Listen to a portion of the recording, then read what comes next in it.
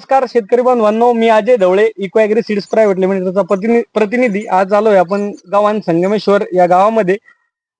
कैलास ढवळे यांच्या शेतामध्ये यांनी इको 91 वाहनाची आपली लागवड केलेली. तर त्यांच्याकडून आपण जाणून घेऊ त्यांना या इको 91 वाहनाविषयी काय वाटतंय. तर नमस्कार. नमस्कार सर. तुम्ही हा इको 91 लागवड केलेला आहे, हा कधी लागवड केलेला आहे? हे 11 जूनचं लागवड केलेलं आहे आणि मला दुसऱ्या वाहना भरता हे चांगलं येणारं वाहन वाटलं, त्यामुळे मी याची खरेदी केलेली आहे. तुम्ही मला बोलता बोलता म्हणले की दुसऱ्या वाहनापेक्षा हा 5-10 दिवसानं लवकर येणार आहे. लवकर येणार आहे. याचं तुरे लवकर निघले, तुरे लवकर निघाले, पडले. लवकर निघणार आहे. हा ना. आणि थोडा आळीचा अटॅक सुद्धा याच्यावर कमी वाटला मला. कमी. तर तुम्ही आता लागवड केलेली, तर ही कशा सहाय्याने केलेली? हे ट्रॅक्टरच्या सहाय्याने केलेली आपण. या 2 ओळीतलं अंतर किती येत? 2 फूट. 2 फूट अंतर 2 ओळीतलं. समजा 8 इंच. 8 इंचाचं. 8 इंच वर कणसाची साईज वगैरे चांगलं पडलेलं आहे. हो. आपण एक कणीस मोजलं इको 91चं, किती भरलं दाणे?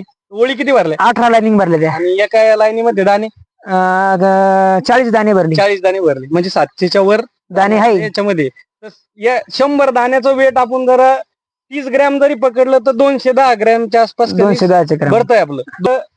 काकांनी सुद्धा मका लावलेला आहे आपला इको 91. तुमचं दुसरं कंपनीचं वाहन आहे त्याच्या शेजारी, तर त्याच्यात आणि याच्यात किती फरक आहे? त्यात फरक कणसाचा ती साईज लहान आहे, त्या दुसऱ्या वाहनाची साईज लहान आहे, इको 91 ची साईज मोठी आहे. आणि त्याच्यापेक्षा याचे तुरे आणि कणस लवकर निघले, असं तुमचं ऑब्झर्वेशन. 15 दिवसाचा फरक आहे.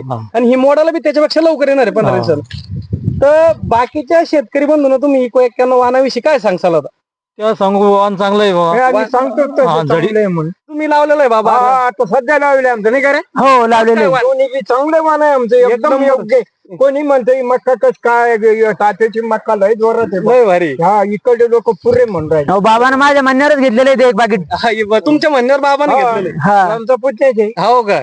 चांगलं आहे समजा, एकदम चांगलं आहे. पाहून घ्या लागलं तर प्रत्येक.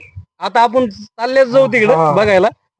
तर याला खत व्यवस्थापन काय केलेलं तुम्ही? पहिला डोस किती एकरचा प्लॉट आहे तुमचा? 1.5 एकरचा प्लॉट आहे आपला. 1.5 एकरचा आहे. याला खत व्यवस्थापन काय केलेलं आहे? पहिली मात्रा कोणती टाकलेली? पहिली मात्रा त्याला पेरणीच्या वेळेस 20-13च्या 2 बॅग टाकल्या होत्या. 20-13च्या 2 बॅग टाकल्या. आणि दुसरा डोस काय केला? दुसरा डोस आपण त्याला 2 20-13च्या, 1 विर्याची, 1 दाणेदारची असे म्हणून 5 बॅग टाकल्या होत्या. 5 बॅग टाकल्या अशा 1.5 एकरला. 1.5 एकर. आणि आता तिसरा डोस काय केला? तिसरा डोस पुन्हा 2 20-13च्या, 1 हिऱ्याची, 1 दाणेदारची आणि 1 पोट्याची.